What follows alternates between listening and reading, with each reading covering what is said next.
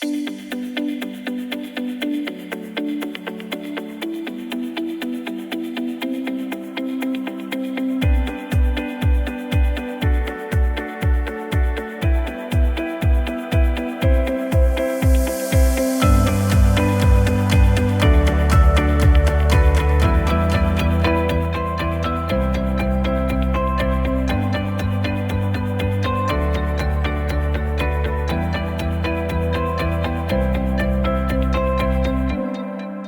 are watching Darasa Online. Dear students, it has always been a pleasure to welcome you to English Language 2. And again, this Darasa Online is coming to your doorsteps so as to keep you remain updated with the topics that you have covered while in class. So today, I'll be taking you through in this subject, which is English Language 2.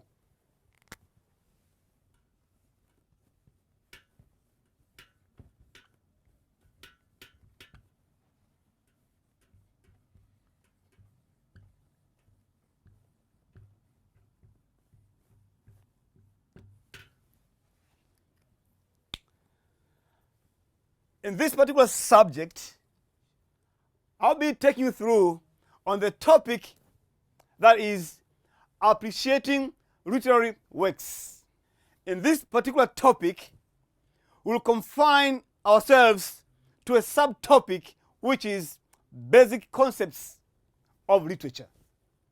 Remember that in these concepts of literature, there are so many. So, being many, we'll go through to some of those concepts which seem to be challenging to most of students. I'm well prepared to take you through such concepts. So get ready, have your seat, take your writing pad or your writing exercise book so that we go together. Now, my students, there is one thing that I should make it very clear before we proceed. The Darasa Online is not here or it's not there to make you claim. That is not the target. The target is to instill in you the relevant skills so as at the end, you'll be able to understand, to analyze, to apply, to create. And whenever you are reading or you are watching such literary works, you'll be able to identify the literary concepts. You'll be able to apply these concepts.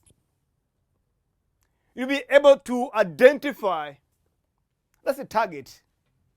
So, avoid just sitting there and being ready, starting claiming. No. I'm prepared very well to make you understand. So stay tuned as we'll be going through. Now, our lesson today will be guided by a question. But again,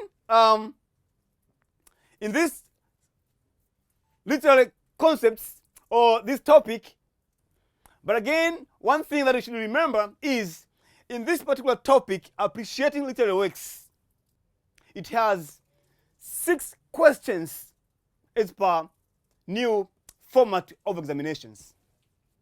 So be very keen as I'll be taking you through that topic. So now let us go to a question that will guide our lesson today. And that question asks, students, now here is our question.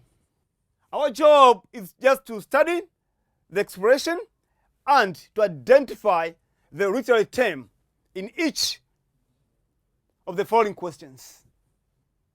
It may appear to you that this is looks like a simple question. It's not that way.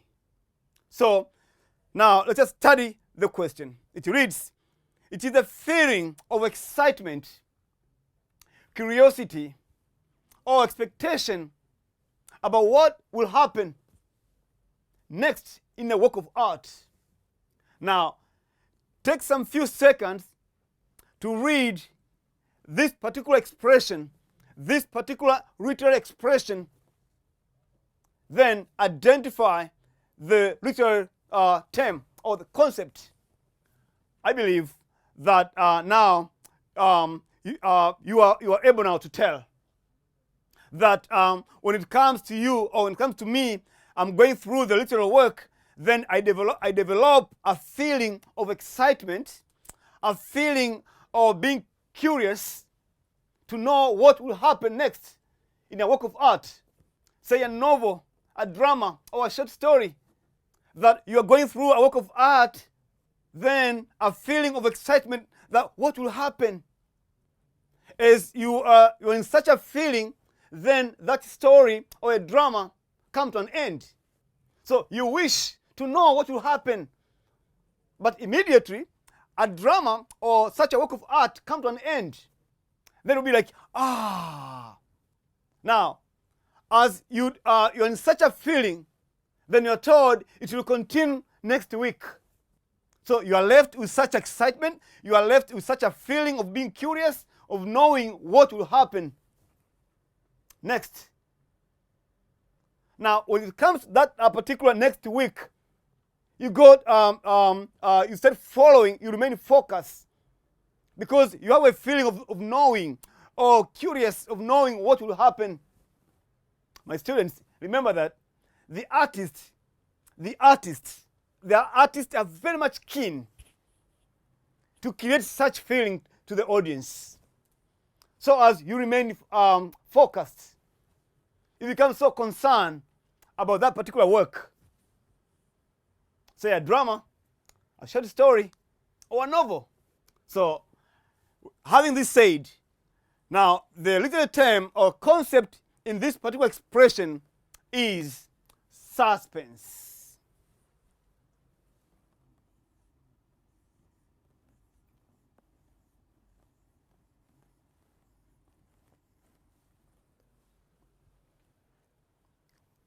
It's a suspense. Now, a suspense is a feeling that audience develop when going through literary works. A feeling of, or the desire of knowing what will happen next in a work of art. Now, I have a simple question for you.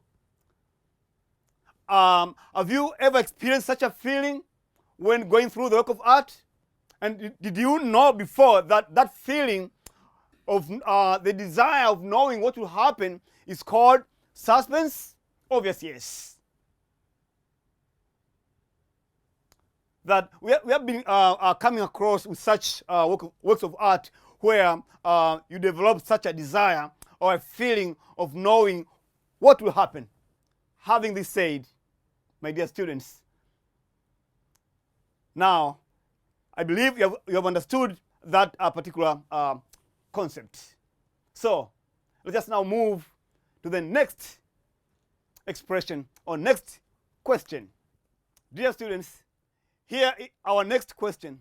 It reads, an account on person's life written by the person himself or herself. In other words, a story about a person's life written by a person himself or herself. Like you or me writing a story about me, or you write about your story or your life story, like where you're born, the year, the place, the school that you attended, the college that you attended, the work experience or the company that you worked with, the accomplishments that you did while working, the research skills that you went through, the training. But that story has to be written by yourself, or that story has to be written by myself. Now, can you tell what that concept that fits in this particular expression. Obvious. The concept that fits here is an autobiography. And this is spelling.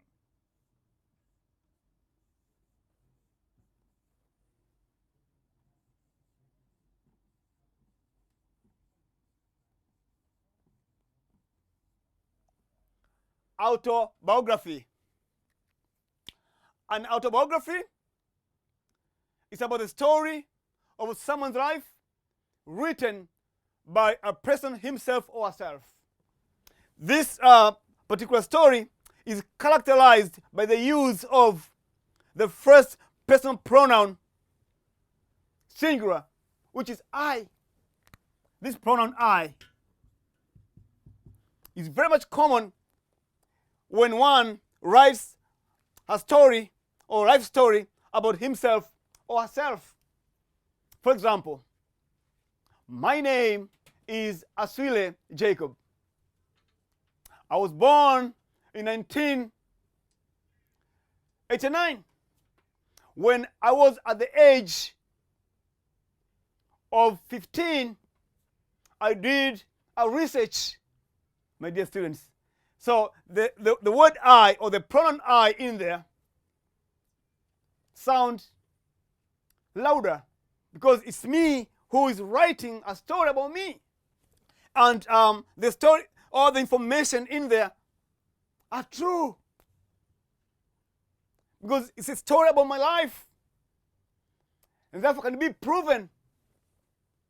If one wants to prove that I was born in that particular year, I'll just display my birth certificate, my dear students. I believe now this concept autobiography is clear. Now, you may be asked in the same page that now what is biography?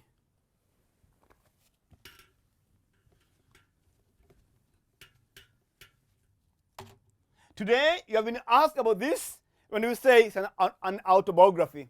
Tomorrow, you'll be asked a different question, like saying, what is biography?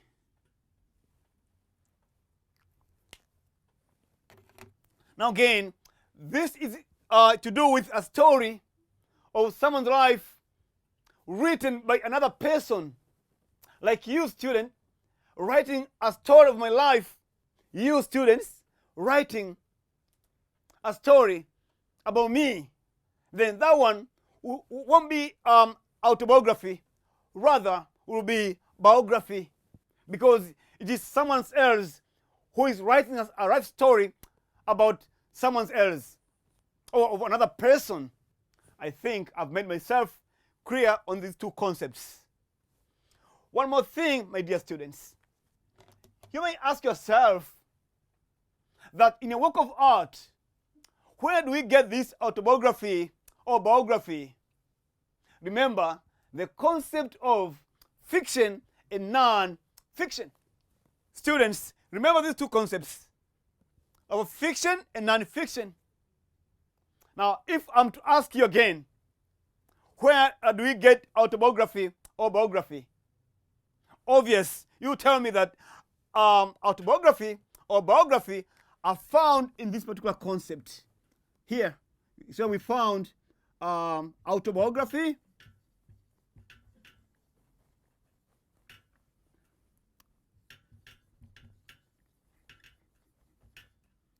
biography. What else? Obvious, you tell me about speech. But again, you tell me about this about the reports.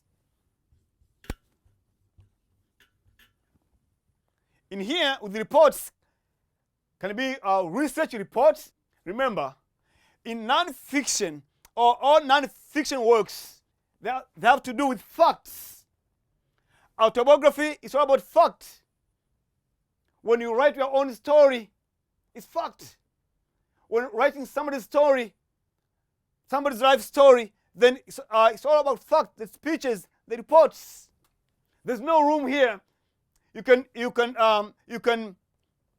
manipulate the language. These are one can prove, can give evidence. Unlike a fiction, where it includes novels, short stories, plays, these are fictitious works which uses imaginary characters.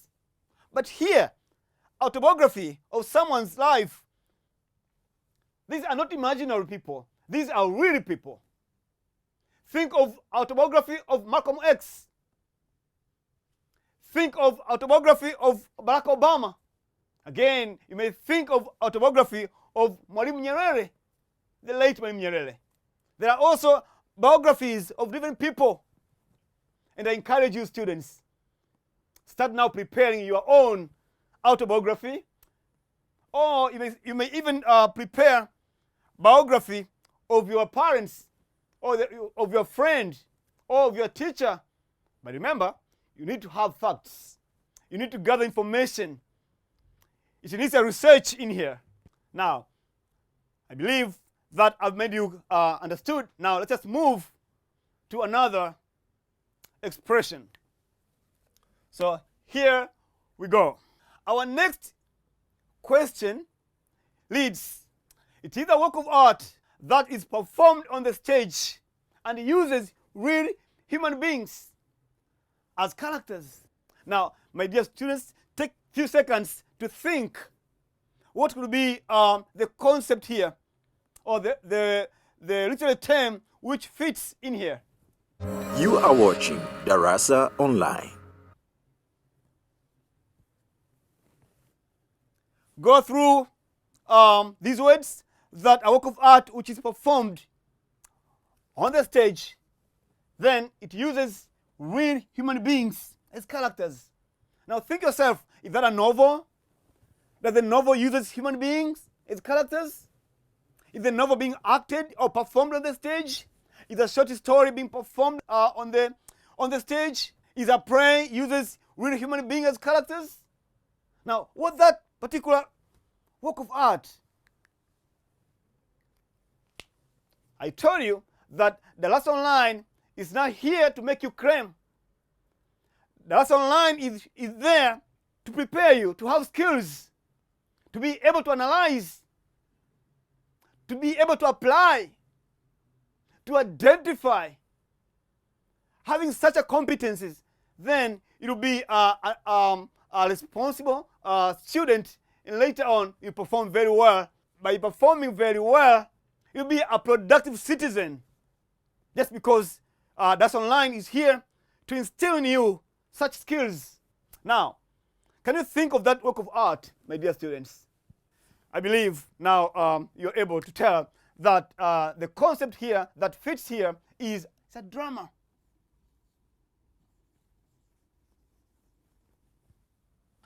A drama.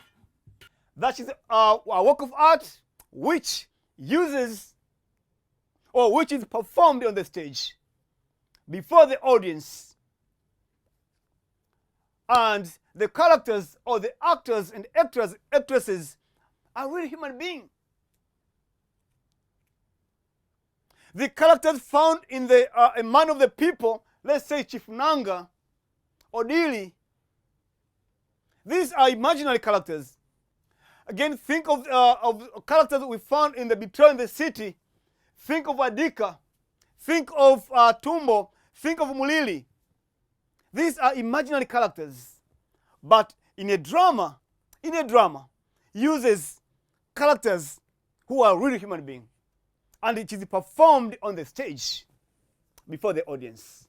Now think of the drama, of the work of art, or a drama or a comedy that you have ever watched. Then the actors in there, the actresses in there are real human beings, are not imaginary. So the concept that fits here is drama, dear students. Now let's just move to another expression. So here is our next expression. As it says, an expression that is not socially accepted because it is offensive and thus socially prohibited. Again, my dear students, take some few seconds to think. What are those expressions or an expression that is socially socially not acceptable because it is offensive, it is prohibited?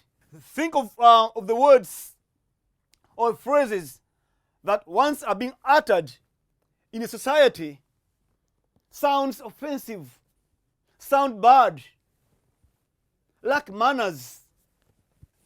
Take some seconds to think. As I said earlier, it's not enough just for you to claim. Take time to think. Again, ask yourself, have you come across such offensive expressions or expressions which are socially prohibited that once are being uttered sound bad? Okay, I believe again that now you're able to agree with me. That expression or that concept that fits here will be a taboo.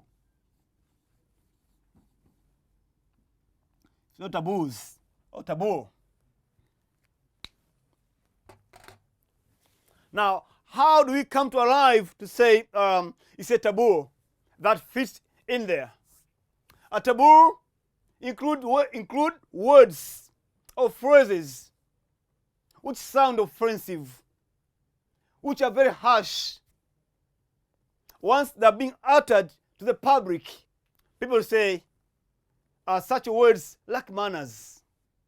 Now, think of the works of art which you have come across with, say a novel, a drama, short story, where you find some words which sound offensive. Obvious. Again, you agree with me that a novel titled "The Beautiful Ones Are Not Yet Born," it has some taboos in there. It has some words which sound very offensive and socially unacceptable words.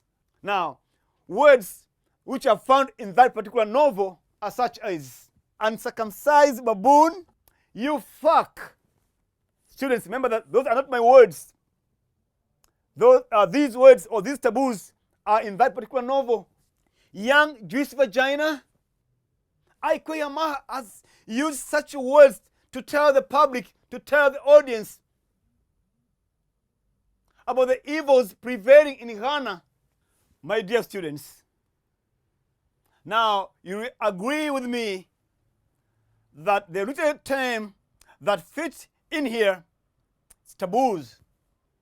The words which lack manners, the words which are socially prohibited because they sound very harsh. For example, take a situation in a classroom. A student is asking his or her teacher to get out or to go out for a call of nature. Then he or she says, "Excuse me, madam," or "Excuse me, sir, can I go out to urinate?" Now, with that word "to urinate," it sounds bad. It sounds uncivilized. Now, by saying so, it's a taboo telling your teacher that I'm going to urinate or I'm going to poop. One would say, "Please, sir or madam, can I go for washroom?" Or "I want to go for washroom." That one will sound more civilized than the one who says, "Can I go out to urinate?" Or "I want to go out to urinate." Now, with the books or the literature books that we have gone through, say a novel, a short story, or a play, there are taboos. And I encourage you, please don't use taboos. A person or a student who is civilized would opt for euphemisms. So again here, the concept of euphemism now will be able to tell.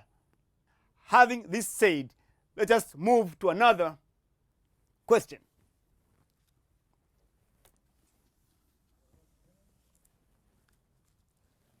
Students, here is our expression. We are told to identify the literary term that fits in here. the highest point of interest or tension in the work of art. Again, take some few seconds to think what type of or what kind of literary concept fits in here. Obvious. You tell me, sir, it is a climax.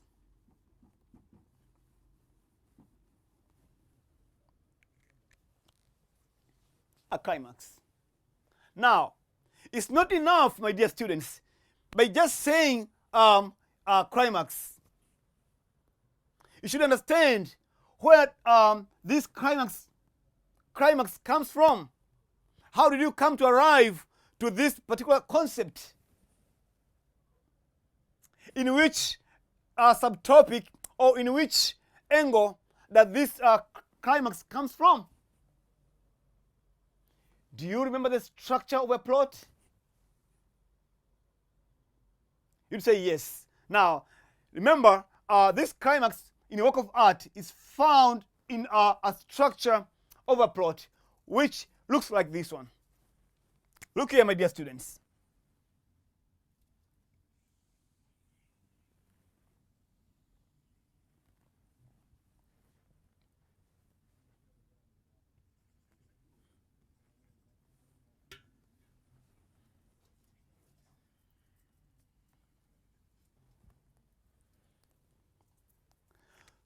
So an artist, when preparing his or her work, when developing his work or her work, this kind of structure.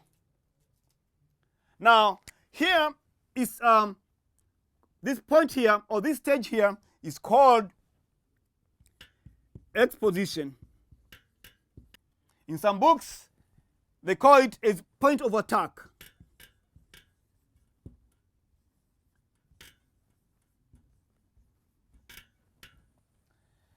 And the next stage or point is raising action.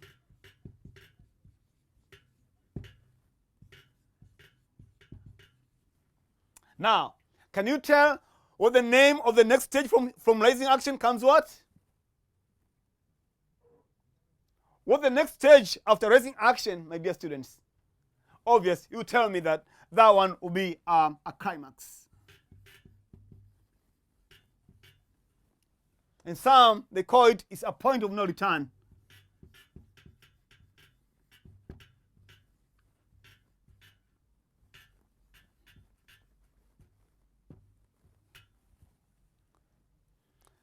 After climax, then we have another stage, which is falling action.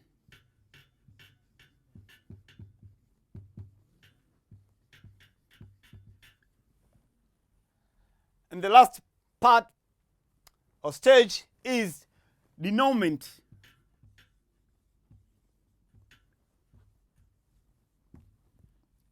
In some books, they call it resolution.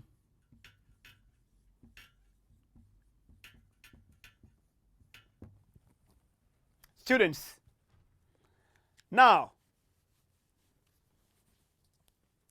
this is a place of highest interest or tension in a work of art. Do you know how it looks like? Or how people arrive to that particular point? Take an example. You're reading a story or you're watching a drama. Then you reach this particular climax. Then you become so much excited. If not excited, you become so much nervous. You're so much worried. Maybe the actors in that particular drama, they're about to fight, they're about to shoot one another. Then tension rises. Or maybe you're watching a drama where friends meet here. The friends who are apart from one another for quite a long time, then they meet together, having fun. As a reader or audience, you become so much excited seeing people or those friends or couples are together again. Now, this is where climax is found in a plot. Back to you, students. Have you ever come across with, have you ever reached this particular stage in the works of art that you have gone through? Maybe reading a short story, reading a novel, or watching a drama. Then you come up a point where you become so much excited or so much worried.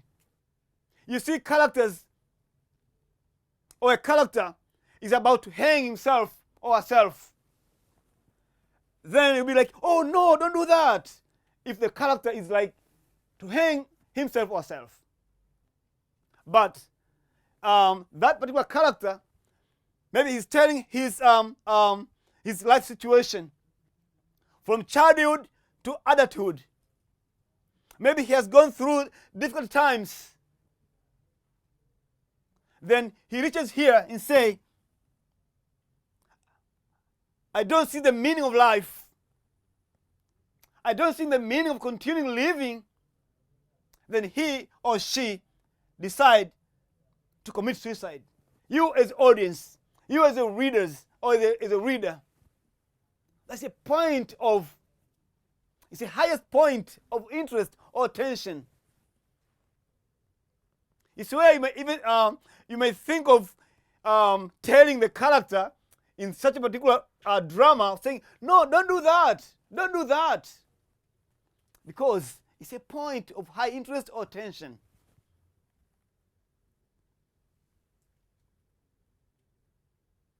Having said this, using this particular, or basing on this particular structure, you should also be aware of this exposition, what it's all about. Being aware what is raising action, what is falling action, and what is a denouement. Remember, I'm not here to make you claim. I'm here, or the Darasa Online is here primarily to instill in you the relevant skills so as you become able, or you have abilities to attempt competency-based questions. So, back here, what is an exposition?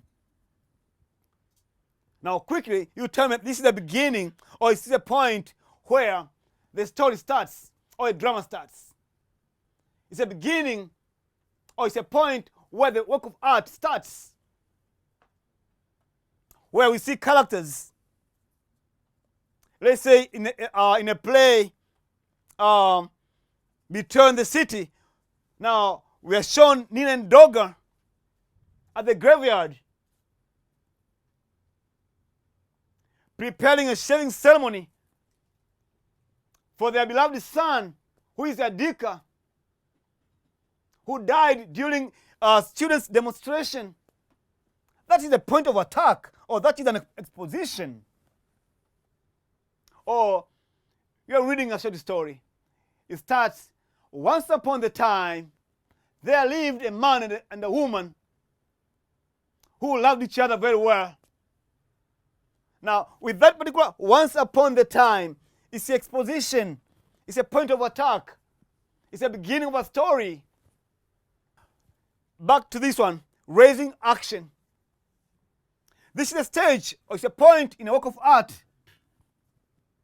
where we can see either characters, for example, showing characters disagreeing one another.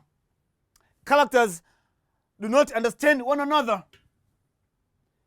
Each character becomes too much argumentative.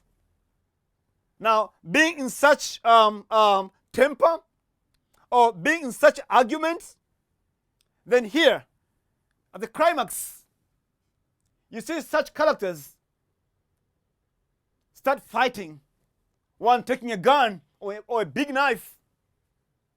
or one start thinking of committing suicide. Again, with the following action.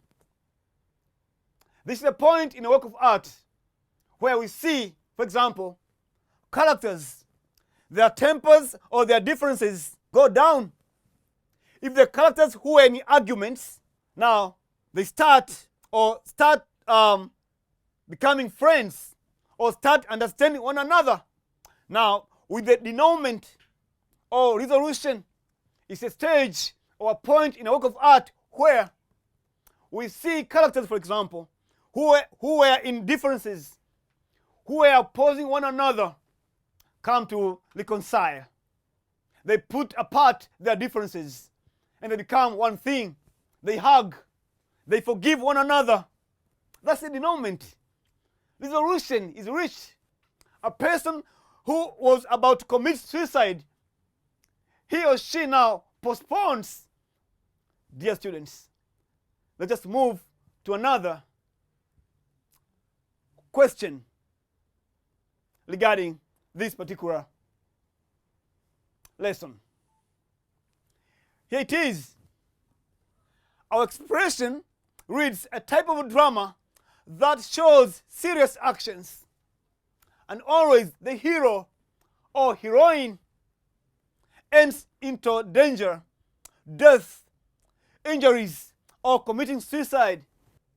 Now, my students, a type of drama that a character or major characters or the hero or heroine ends into danger. Now, can you tell? Would you say a novel? Now, it's a novel type of drama. So, oh no, that doesn't work. Doesn't fit in that particular part. Now, is that a short story? Obviously, you say no. A short story doesn't fit here because a short story is not a drama. Then you think of that a play. You say no. There's a play and a drama. So here I'm asking about the drama, a type of drama. Now, my students, think of that concept that fits in here. And you, audience, become so unhappy. You feel so down seeing such hero or heroine undergoing such. The times you find yourself as an audience shedding tears. But that's a drama. It's not a comedy. But a comedy, does a hero, heroine ends into danger or death or committing suicide? You say, oh, yes, no. Comedy is all about people laughing, having fun. My dear students, now that type of drama here is called tragedy.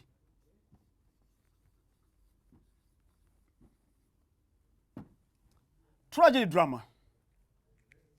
Tragedy drama. That's the concept that fits in here, where that tragedy comes from. You'd agree with me that a tragedy comes from the forms of drama.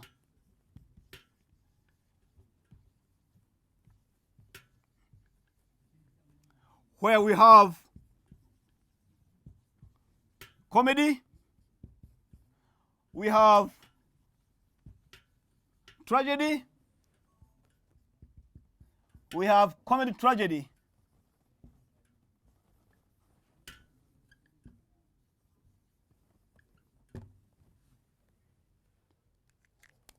So we are right here. This is a point where we are. Remember, from the very beginning, I told you that I'm not here to make you claim, rather to make you understand. So by having an ability of just of knowing or understanding where does this tragedy comes from, so you come to arrive that a tragedy comes from the forms of drama, and some book says types of drama. So we are right here. Back to you, students. Have you ever seen or watch a drama where you see a hero or a central character undergoing such situation, endangering his life, or a main character dies, or gets serious injuries, gets or commits suicide, or get a tragedy accident, you have been watching at home or elsewhere on the cinema, where you see heroes and heroines or main characters experiencing such situation, which is horrible.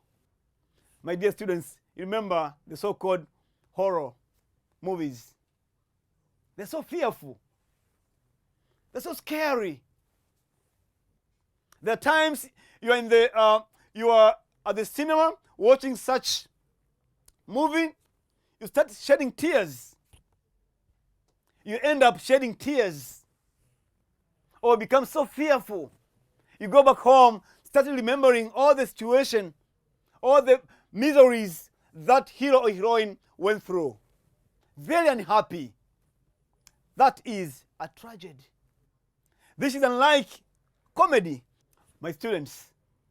Now, let us move to another literary expression and see the next concept. Students, are you following? I believe you should be. Our next expression reads, it is a form of repetition where the word used in the end of a sentence and then used again at the beginning of the next sentence. Again, take some few seconds to think the relevant concept that fits in here when composing your poem, let's say, where you start composing a poem, the first sentence, now the last word in your first sentence becomes the first word in the next sentence. Now, can you tell me what that term is, or what that concept is? Okay, let's just look at this example.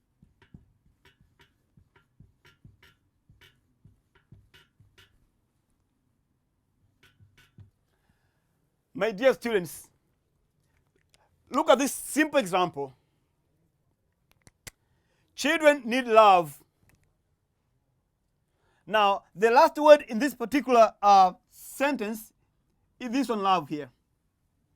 So, take an example. This is just like a short poem, a piece of poem with these 3 verses. Now, it starts, children need love. And this is our last word in our first sentence.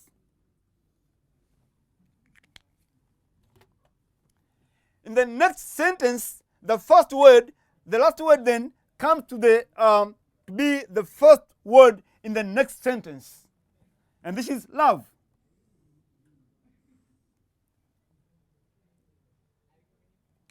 Then the last word in this particular sentence, which is God, becomes the first in the following sentence. Do you see this style? Now, with this particular example, would you tell me now what kind of literal concept that fits? Now, in literature, that particular term is called anadiplosis. Here are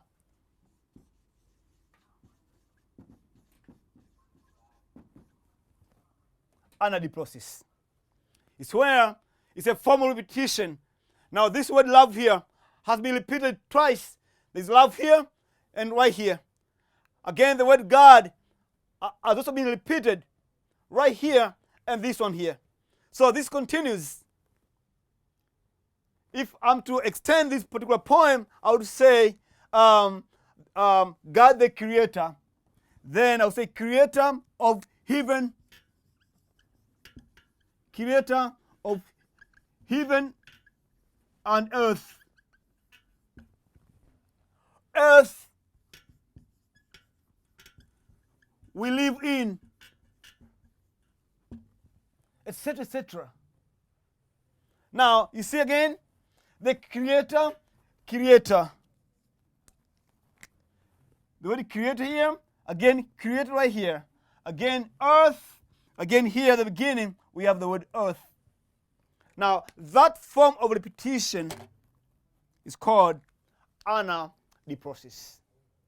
Think of another term that is also a form of repetition. Think about anaphora. Anaphora. Because the expression in here is different from the concept of anaphora. The concept that fits here is anadiprosis. Though anaphora is also a form of repetition, but here, if you put here, it doesn't work.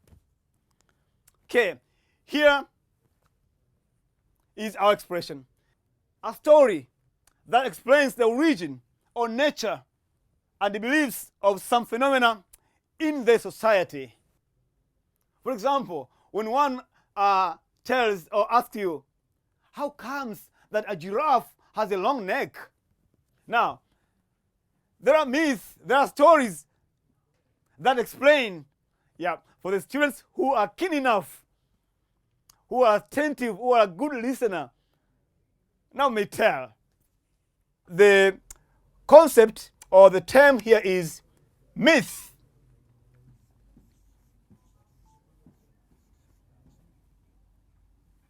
It's a myth. My students, there's a story, there's a myth that explains the origin or the nature for a giraffe having a long neck.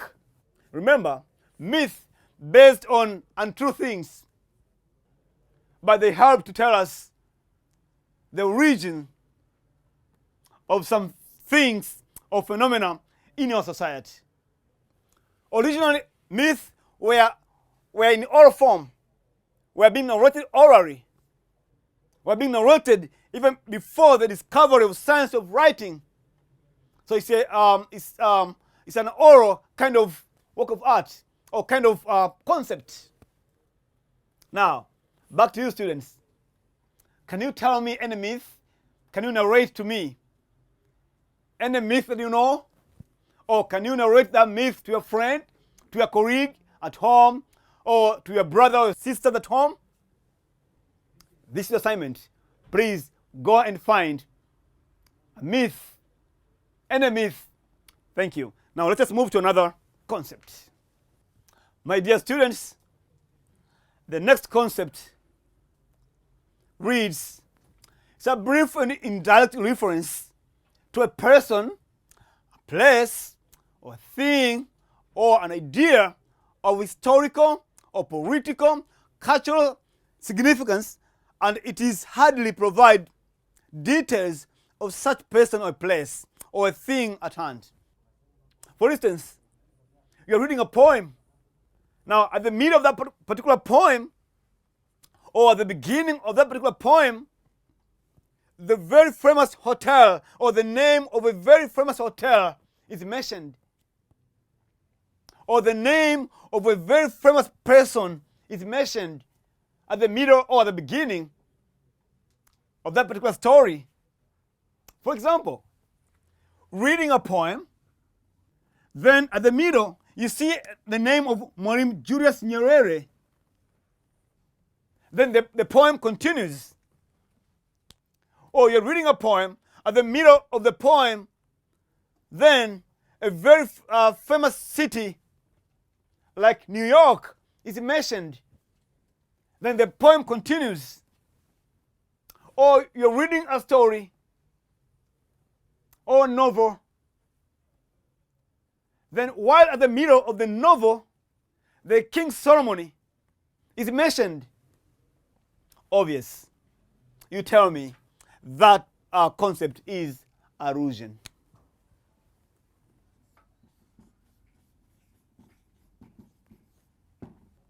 Remember a poem titled Building the Nation. There is an allusion in there. For those who have gone through this poem, you will agree with me that the word Vic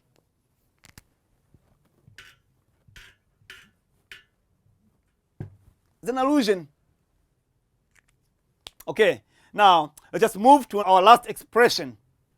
Dear students, with this expression, now take some few seconds to think what kind of dramatic concepts fits here. For example, I'm here as your teacher. I'm here on the stage. Then I'm acting.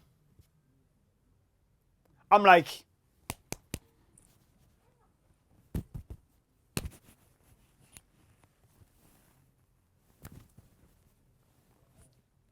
now look here, my students. Yeah, it looks funny, but I want to elaborate a point here. I'm just expressing my feelings, my emotions without speaking. The dramatic technique which fits in here is called mime. You are watching Darasa Online.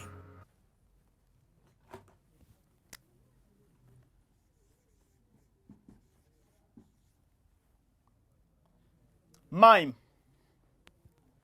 In some books, they call it pantomime.